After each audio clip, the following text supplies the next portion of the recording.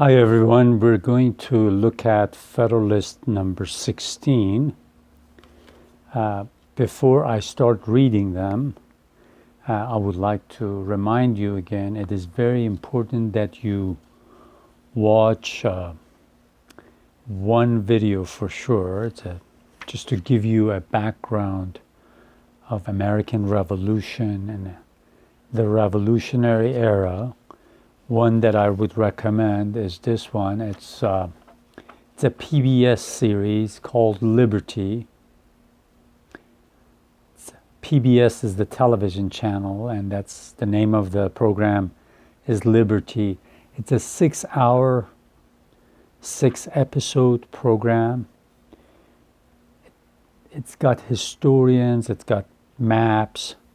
So obviously with the maps that I have on my videos, everything is not clear, and it would help you a lot set the stage for what led to the American Revolution. And also the last episode is about the Constitutional Convention of 1787. So those would be helpful.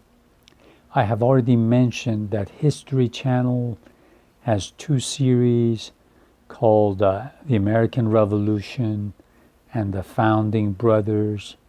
So if you get a chance, watch those 2. Another one, another resource, another place that you can watch lots of videos or lots and lots of readings, pictures, maps to learn about America is the website Library of Congress, LOC. LOC is short for Library of Congress, .gov, G-O-V, LOC.gov. The best place you can go to right now anyways to learn about the American civilization. When I say civilization, I mean history, politics, literature, the role of religion, and a tour of battle sites, tour of cities, lots of things that are relevant. This is the best channel, C-SPAN. C-SPAN is the best channel. And for this particular program, one of the places that you want to go is to their website, to the series, okay? So C-SPAN is wonderful. Just make sure you go there, thousands of lectures. And when you go there, what you could do is look at the series American Presidents. Start with the founders, James Madison, John Adams, George Washington, Thomas Jefferson, and all the founders. There's also Thomas Paine, Ben Franklin, don't forget those. American writers, this is very good. Remember, I told you about the American civilization, so we want to learn about a lot. And these are good places to start. Then on C-SPAN and YouTube, watch all the lectures by Gordon Wood. Now remember, I've already said there's no substitute for a book.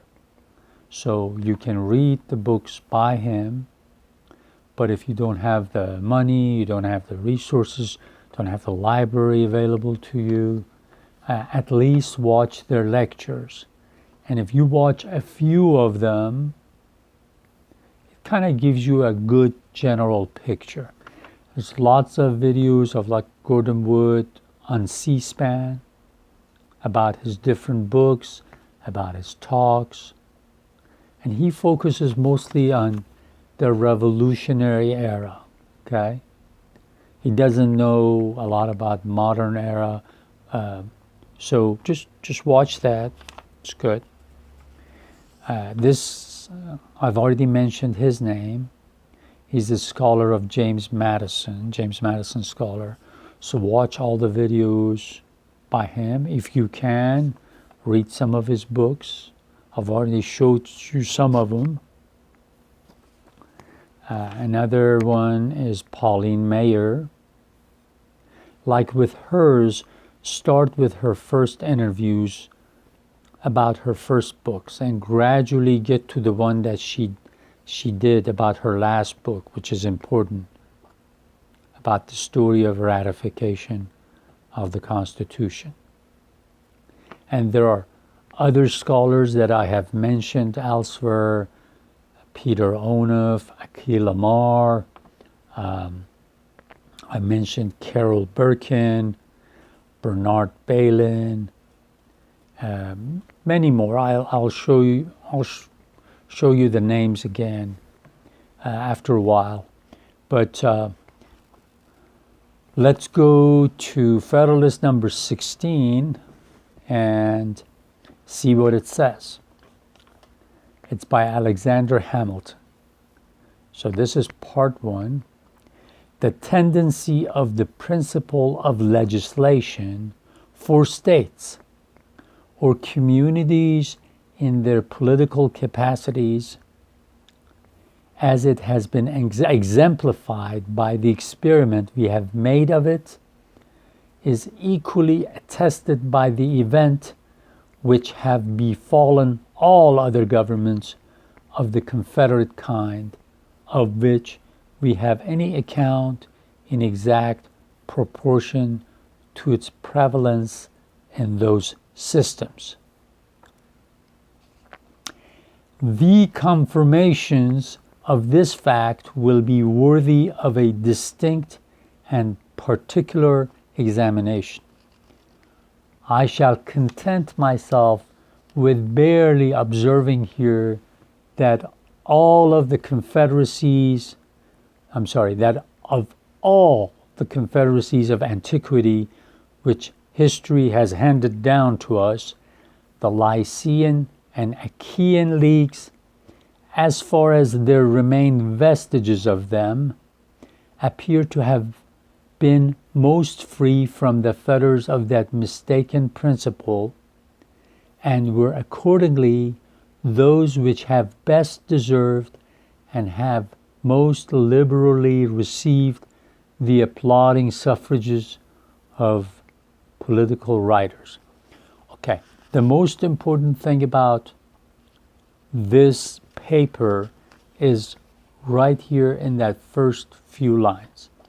The tendency of the principle of legislation for states or communities in their political capacities. Remember, in the last Federalist paper, it was mentioned that one of the problems of the first Constitution of the United States, the Articles of Confederation, was that you could not apply the laws directly to the citizens of different states. You had to go through the state government. You had to make requisitions, whether you wanted money for the Confederate government. Even during the war, you had to make requisitions, and sometimes they answered, sometimes they wouldn't. Sometimes they would comply. Comply is the word. Comply with the law. Accept and follow the law. Sometimes they wouldn't. So here in this paper wants to bring to the attention of the readers that if a federal law is not applied directly to the citizens of different states, this will create chaos. If the federal law has to go through the states, gradually we will get to a point that we will have to have a standing army to force the state to apply the law. And that will create wars and chaos. This is something we were trying to avoid with this new Constitution. So let me put it in today's terms very simply. Let's say the federal government in the Congress writes a law, it passes, they write a bill, it passes, becomes a law, and that law is going to apply to somebody like me who lives in the state of Oklahoma. And if I break that law, they can directly come after me rather than have to go to the state of Oklahoma and say, would you please go and hold this person accountable, bring him to the court and see if he's broken the law. If so, punish him. So this is what he's talking about. He says in the old Confederacy, in the first Constitution of the United States, we had to go to the state to come to you. He says with this new Constitution, we can directly come to you and hold you accountable. At the same time, somewhere in this paper, he talks about hopes and fears of the government. In other words, the federal government will hold you accountable if you break the law, will penalize you, maybe put you in jail, in prison. But at the same time, just like right now, has happened in different states, in Puerto Rico, when a hurricane hits, then the federal government can send help too. So to hopes and fears, you can count on federal government to be there to help you when you need it. So federal government just doesn't come to you and punish you if you break the law. At the same time, when you and your family needs help, the federal government can be active too. So that's the gist. That's just kind of what this paper wants to say in brief.